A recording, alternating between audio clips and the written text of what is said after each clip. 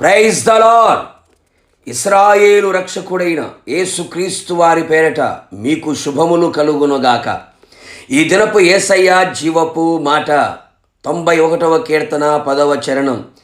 ఏ తెగులు నీ గుడారము సమీపించదు, మహోన్నతుని చాటున నివసించుచు సర్వశక్తుని నీడలో విశ్రమించుచున్న నా దేవుని పరిశుద్ధ దైవ జనాంగమా, ఆయన రక్తముతో కడగబడిన ఆయన సొత్తైన తన ప్రజలను ఆయన కాపాడుకునే దేవుడే ఉన్నాడు. రకరకాల తెగుళ్ళు విజృంభించుచున్న ఏ దుర్దినములలో అనేకులు తెగుళ్ళ చేత నష్టపోయిన వారు, నాశనమైపోయిన వారు, మరణం వైపు మళ్ళిన వారు ఎందరో మన కళ్ళ ఎదుట కనబడుచుండగా, అట్టి వార్తలు వినబడుచుండగా తన ప్రజల మీద శ్రద్ధ కలిగిన యేసు స్వామి నిశ్చయముగా తన ప్రజల గుడారములకు, తన ప్రజలకు కలిగిన సమస్తమునకు ఏ తెగులు, నాశనము, కీడు, అపాయము, ప్రమాదము, శాపము తగలకుండా సమీపించకుండా ఆయనే తన గుడారమును కప్పును.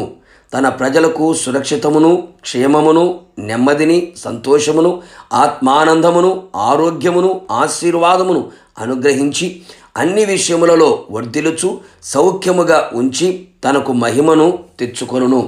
నా దేవుని ప్రియులారా, మన గుడారమునకు తెగులు సమీపించక ఆయన ప్రాకారమును, కంచెను, కాపుదలను కలిగి ఉండునట్లుగా మన గుడారములలో, మన జీవితంలో ఎల్లప్పుడూ రక్షణను గూర్చిన సునాదములు వినబడవలెను. అవును ప్రియులారా, ఒకప్పుడు మన జీవితము శాపగ్రస్తమై విగ్రహారాధన మధ్యలో అపవాది క్రియల చేత నడిపించబడుచున్న మనలని యేసయ్య తన రక్తము ద్వారా విమోచించి ఉండగా ఆయన ఇచ్చిన ఆ రక్షణను బట్టి ఎల్లప్పుడూ స్తుతించుచు, ఆరాధించుచు, సేవించుచు ఉండెదము.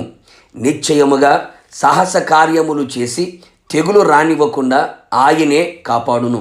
అంతేగాక మన గుడారములో యథార్థత కలవారమై జీవించెదము.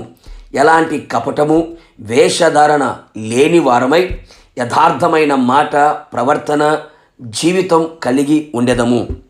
గుడారములో ఎలాంటి దుర్మార్గత, దుష్టత్వము, పాపపు క్రియలు, యేసయ్యకు అసహ్యమైనవి, నీచమైనవి, హేయమైనవి లేకుండా తొలగించుకునేదము. నిశ్చయముగా తెగులు గుడారమునకు రాకుండా సమీపించకుండా ఆయన తన రక్తపు కోట వేయును. మన గుడారములలో దేవుని వాక్యము సమృద్ధిగా ఉండాలి. అవును ప్రియులారా, ఎల్లప్పుడూ వాక్యమును చదువుచు, ధ్యానించుచు, అనుసరించుచు ఉండేదము. ఎల్లప్పుడూ గుడారములో ప్రార్థన అనుభవాలతో నింపుకొనేదము. పెందల కడన లేచి ప్రార్థించదము, కుటుంబముతో కలిసి ప్రార్థించేదము. ఇలాంటిగా ప్రార్థన అనుభవాలతో మనం నడిపించబడిన ఎడల ఏ అపవాది క్రియలు, ఏ తెగులు మన గుడారమును సమీపించకుండా ఆయనే సంరక్షించి అగ్ని ప్రాకారమును వేయును. నిశ్చయముగా ఈ విధముగా మనము జీవించిన వారమై మన గుడారములలో, మన జీవితములో తెగులు రానుకుండా మనల్ని మనము జాగ్రత్త పడుతూ ప్రభు సన్నిధిలో నిలిచి ఉండేదము, రాకడకు సిద్ధపడేదము. ప్రార్థన ఆలకించువాడని యేసయ్యా మీ పాదములకి స్తోత్రములు చెల్లించుచున్నాం. మరొకసారి మీ పాదముల చెంతకు చేరి ఉన్నాము తండ్రి. ఏ తెగులు గుడారమును సమీపించదు అని సెలవిచ్చిన దేవుడు.